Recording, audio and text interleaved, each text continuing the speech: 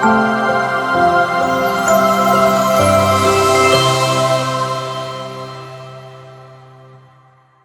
இயேசு கிறிஸ்துவுக்குள் எனக்கு அருமையானவர்களே, நம் ஆண்டவர் இயேசு கிறிஸ்துவின் நாமத்தினால் உங்கள் அனைவரையும் வாழ்த்தி வரவேற்கிறேன். பிரியமானவர்களே, நாசரேத்துன் இயேசுவின் பெயரால் சொல்லுகிறேன், நீ எழுந்து நட.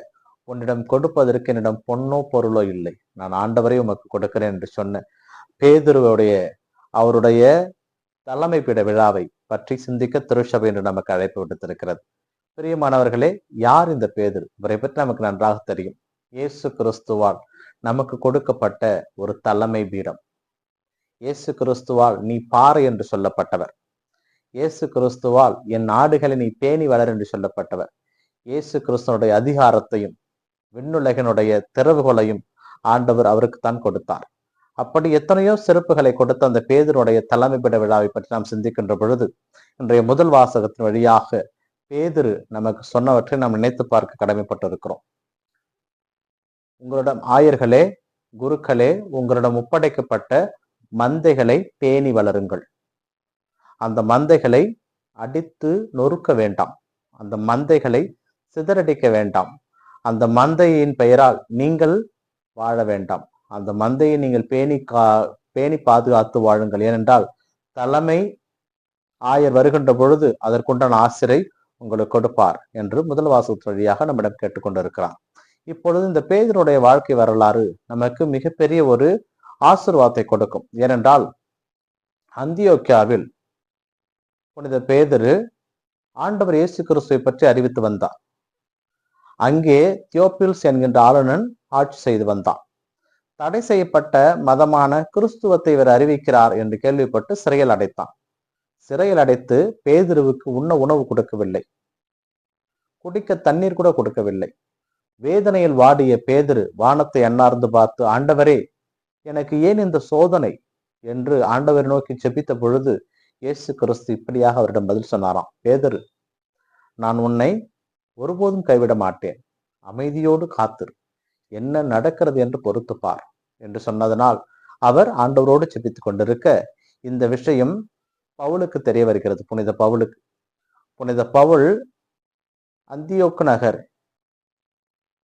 ஆளுநன் தியோப்பில்ஸிடம் சென்று சொல்லுகிறார், நீ சிறையிலே அடைத்து வைத்திருக்கின்ற மனிதர் கடவுளுடைய மனிதர், மிக வல்லமை படைத்தவர். அவர் நினைத்தால் 14 வருடங்களுக்கு முன்பு இறந்த உம்முடைய மகனை கூட உயிராய் எழுந்து கொடுக்க முடியும். அப்படிப்பட்ட வல்லமை படைத்த ஒரு மனிதரை தான் நீ சிறையில் அடைத்து வைத்திருக்கிறீர் என்று சொன்ன பொழுது, நீ சொல்வது உண்மையானால் அவரை நான் இன்றே சிறையிலிருந்து விடுதலை செய்கிறேன், என்னோடு வா என்று கூட்டிக் கொண்டு புனித பவுலும் தியோப்பில்ஸும் பேதுருவை தேடி வருகிறார்கள் சிறைக்கு. அப்பொழுது பேதுருவிடம் புனித பவுல் சொல்லுகிறார், பேதுரு, இவருடைய மகன் 14 வருடத்துக்கு முன் இறந்து போனார். நீ நினைத்தால் இவருடைய மகனை உயிராக கொண்டு வர முடியும் என்று சொன்ன பொழுது பேதுரு, அது எப்படி என்னால் முடியும்? முடியாதே, உன்னால் முடியும், கடவுளுடைய பெயரால் செய் என்று சொன்ன பொழுது அவர் இறைவனிடம் வேண்டுகிறார், மண்டியிட்டு ஜெபிக்கிறார். 14 வருடங்களுக்கு முன்பு இறந்து போன அவன் மகன் உயிரோடு வருகிறான். தியோப்பில்ஸ் ஆச்சரியம் அடைகிறான், சந்தோஷப்படுகிறான், கொண்டாடுகிறான் பேதுருவை. அதனால் நாட்டில் உள்ள அனைத்து மக்களையும் பேதுருவுக்கு அடிபணிய சொல்லுகிறார். பேதுருடைய வார்த்தையை கேட்க அனுமதிக்கிறார். அந்தியோக்கு நகரின் மத்தியிலே மிகப்பெரிய ஒரு ஆலயம் ஒன்றை கட்டி, அது மிகப்பெரிய அரியணை கட்டி, அதில் அரியணையிலே அமர்ந்து பேதுருவை நற்செய்தி அறிவிக்க அவருக்கு உத்தரவு கொடுத்தார். ஒரு 5 வருடம் ஆண்டவரின் நற்செய்தியை நாடு முழுவதும் அறிவித்தார். பிறகு அங்கிருந்து உரோமை சென்று அங்கே மறைசாட்சியாக மரித்து போகிறார். இது பேதுருவுடைய வல்லமையை குறித்து சொல்லப்படுகின்ற செய்தி. ஏனென்றால் பேதுரு அந்த அளவிற்கு ஆண்டவர் மீது நம்பிக்கை கொண்டிருந்தார். பேதுரு கடவுளோடு ஒரு மனிதனாகவே மாறி போனார். ஆண்டவரே, இது உமக்கு வேண்டாம் என்று சொன்ன பேதுரு இங்கே மறு கிறிஸ்துவாக மாறி போகிறார். இயேசுவை அறிவிக்கிறார், நம்பிக்கையோடு அறிவிக்கிறார். நம் நற்செய்தி வாசகத்திலே பார்க்கலாம், இயேசு கிறிஸ்துவினுடைய ஆடையை தொட்ட பெண் நலமடைந்தார். அதே போல பேதுருடைய ஆடை தொட்டவரும் நலமடைந்தார்கள். பேதுருடைய நிழலை தொட்ட மனிதர் கூட நலமடைந்தார்கள். இயேசு கிறிஸ்துவாக மாறி போனார். ஏனென்றால் நீங்கள் நான் சொல்லுவதை கேட்கின்ற பொழுது என் வார்த்தை உங்களுள் இருக்கின்ற பொழுது நீங்கள் கேட்பதையெல்லாம் தந்தை உங்களுக்கு கொடுப்பார். ஏனென்றால் உங்களுள் இருப்பவர் மிகப்பெரியவர். தூய ஆவியானவர் உங்களுக்குள் இருந்து உங்களை செயல்படுத்துவார். அந்த ஆவியார் பேதுருவை வழிநடத்தினார்.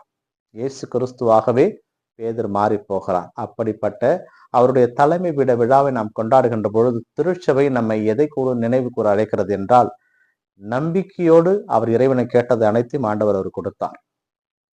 இவரை எனக்கு தெரியவே தெரியாது, நான் அவரை பார்த்ததே கிடையாது என்று 3 முறை மறுதளித்த பேதுரு, ஆண்டவரே நான் உன்னை அன்பு செய்கிறேன், நான் உன்னை அன்பு செய்கிறேன், நான் உன்னை அன்பு செய்வது உனக்கு தெரியாதா என்று ஆண்டவரிடம் கெஞ்சி அழுத பேதுரு இன்று தலைமைப்பிட தடுமைப்படத்தில இருந்து நமக்காக என்னுடன் ஜெபித்துக் கொண்டிருக்கிறார். அவரிடம் ஆண்டவர் கேட்ட வார்த்தை, பேதுரு என்னுடைய மந்தைகளை பேணி வளர். பேதுரு உன்னை சாத்தான் புடமிட தேடிக் கொண்டிருக்கிறான், உனக்காக நான் ஜெபித்துக் கொண்டிருக்கிறேன், தைரியமாக இரு. ஆண்டவர் அவருக்கு சொன்னது தலைமை பீடத்தை நம்ம கொடுக்க போகிறேன் என்பதற்காக அவருக்கு முன்கூட்டியே சொல்லப்பட்ட வார்த்தைகள். உன்னுடைய பெயர் பேதுரு, இந்த பாறையின் மீது எனது திருச்சபையை கட்டுவேன், பாதாளத்தின் வாயில்கள் அதன் மீது வெற்றி கொள்ளா என்று முன்கூட்டி அறிவித்தவர். அப்படிப்பட்ட அந்த பேதுருடைய விழாவை நாம் கொண்டாடுகின்ற பொழுது அவரை போலவே நாம் வாழ இறைவனிடம் வர கேட்போம். சிறப்பாக இந்த பேதுருடைய நாமத்தை தாங்கி இருக்கின்ற நபர்களுக்காகவும் நிறுவனங்களுக்காகவும் சிறப்பான முறையில் ஜெபித்துக் கொள்வோம். இந்த நாள் உங்களுக்கு இனிய நாளாகவே அமையட்டும். இறைவன் இயேசு என்றென்று வாழ்த்து பெறுவாராக. ஆமேன்.